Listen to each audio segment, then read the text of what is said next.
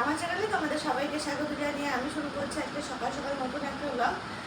তো আশা করছি তোমরা বুঝতে পারছো। দেখো আমি সকালবেলা একদম রেডি হয়ে নিয়েছি আর এখন বাজে 7:15 সময় রেডি হয়ে নিলাম পুরো একদম আঁটোসাঁটোভাবে।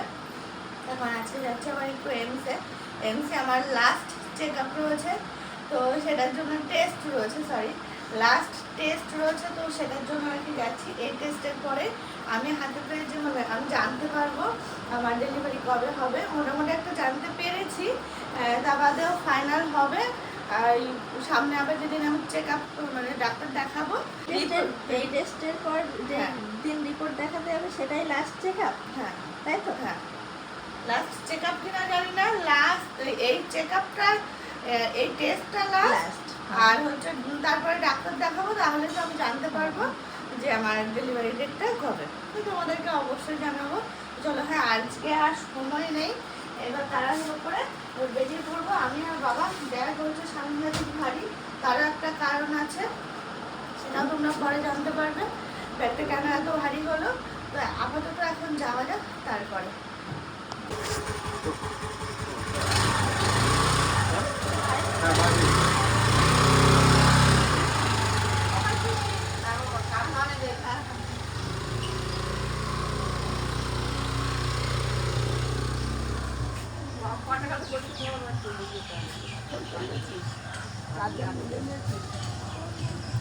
চার্জার তো নিয়েছে।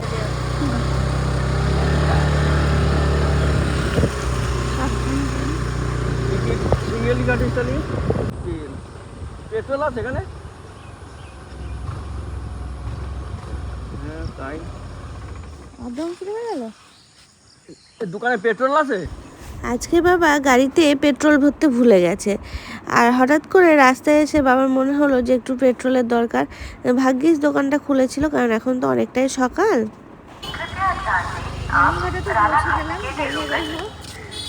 বাবার কাছে দাঁড়িয়ে রাখতেন, আমি এখানে দাঁড়িয়ে আছি।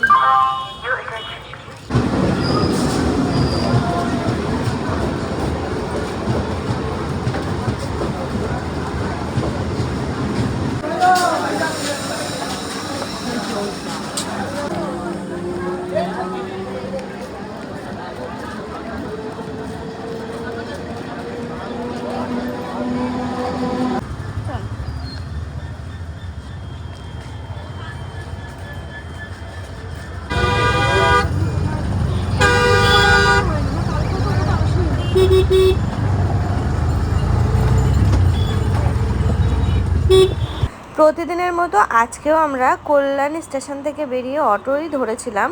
তারপর অটো দাদাকে বলাতে অটো দাদা এমসের ভিতরে নিয়ে এলো, মানে এমস বিল্ডিংয়ের সামনে আমাদেরকে নামাতে যাচ্ছে।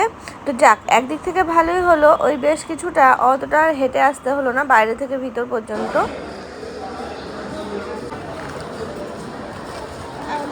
আমার টেস্ট হয়ে গেছে, এখন আমরা খাবার দাবার আজকে পুরো বেঁধে নিয়ে আসছি। আগের দিন বাইরে থেকে খেয়েছিলাম, এক দিলেই তো হবে।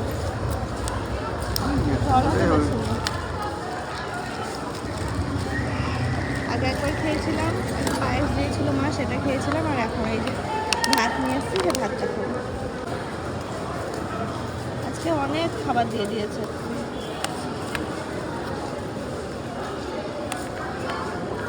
আর দিও না, তুমি খাও। ডিম আমার দিও না বাবা। কি করতে দিয়েছ তাহলে? দুটো ডিম? জানি না, মা তো জানে আমি ঠান্ডা হয়ে খাই না। একটা আলু দাও।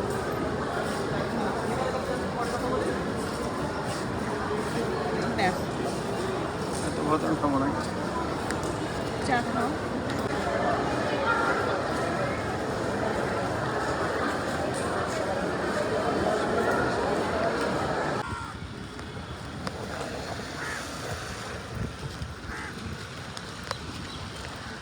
যাওয়ার সময় যে অটো এসেছিলাম সেটাতে ভিতরে চলে এসেছিলাম, আর এখন আর অটো কিছু পাবো বলে মনে হয় না। ওয়েট না করে এটুকু তো হেঁটে চলে যাচ্ছি।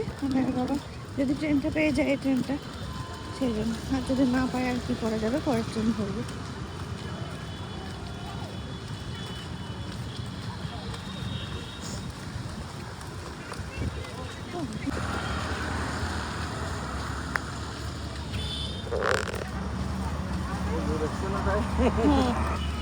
তবে দাঁড়িয়ে যেতে হতো।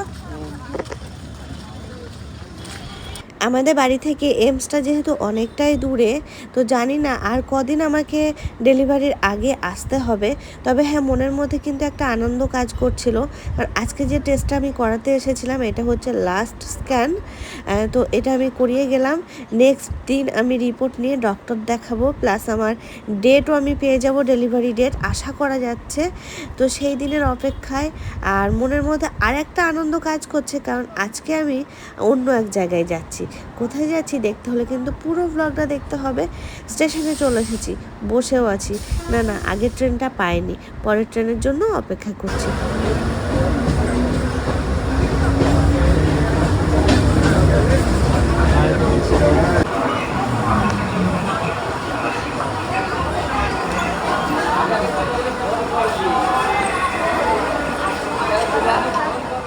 অনেকক্ষণ আগে ট্রেনে উঠেছিলাম, আমাদের আড়ংঘাটা ছেড়ে, বগুলা ছেড়ে এখন কিন্তু সামনের দিকে এগিয়ে যাচ্ছি। কোথায় যাচ্ছি? মাছ দেওয়া যাচ্ছি। আর বাবা আমাকে নামাতে যাচ্ছে, মানে বাবার আমাদের বাড়ি যাবে না বলছে যে স্টেশন থেকে অর্পণের হাতে তুলে দিয়ে চলে আসবে। আমি বাবাকে বলেছিলাম তুমি যতক্ষণ যাবে না তাহলে তো আমি ট্রেনেই বসে থাকবো, ওখান থেকে অর্পণ নামিয়ে নেবে, তোমার তাহলে আর যেতে হবে না। বাবা সেটা শুনলো না, বাবা আমাকে একেবারে মাছ দিয়েতে নামিয়েই তারপরে ছাড়লো। তো যাই হোক, বাবাকে বারবার করে বলছি যে চলো চলো, দেখি বাবা যায় কি। দেখো দেখতে দেখতে কিন্তু মাঝধার স্টেশনেও নেমে গেছি আমি। আর অর্পণের অপেক্ষায় বৃষ্টি হচ্ছিল একটু আগে।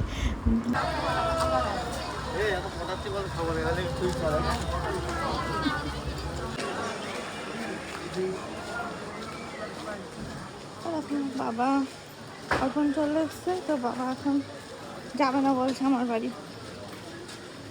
বাবার শরীরটা তো ভালো নেই, দেখা যাচ্ছে। সে আবার ঢুকলো না তো দেখছে।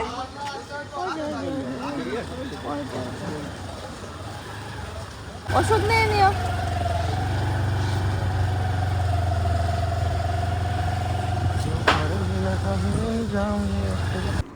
হঠাৎ করে তোমরা ভাবছো তো যে দীপা আবার কেন বাড়ি গেল? আসলে কি হয়েছে বলো তো, আমাদের অনেক দিন থেকে প্ল্যান ছিল যে আমার যে টেস্ট আছে টেস্টটা করিয়ে আমি এই বাড়িতে আসব, তারপরে আবার ডক্টর চেক আপ আছে, তখন আবার আমি হাজরাপুরে যাব। সেরকমভাবে নেমে পড়লাম এখানে, আর অর্পণের সাথে আমি চলেও এলাম বাড়িতে। বাবার আজকে আর এলো না, বাবার শরীরটা খারাপ, তো বাবাকে বললাম, বাবা আর কিছুতেই এলো না বাড়িতে। না, আমার ডেলিভারি হবে আমার হাজরাপুরের বাড়ি থেকেই, তোমরা চিন্তা করো না, আমি খুব তাড়াতাড়ি ওই বাড়ি যাব। মাত্র কটা দিনের জন্য এসেছি এখানে।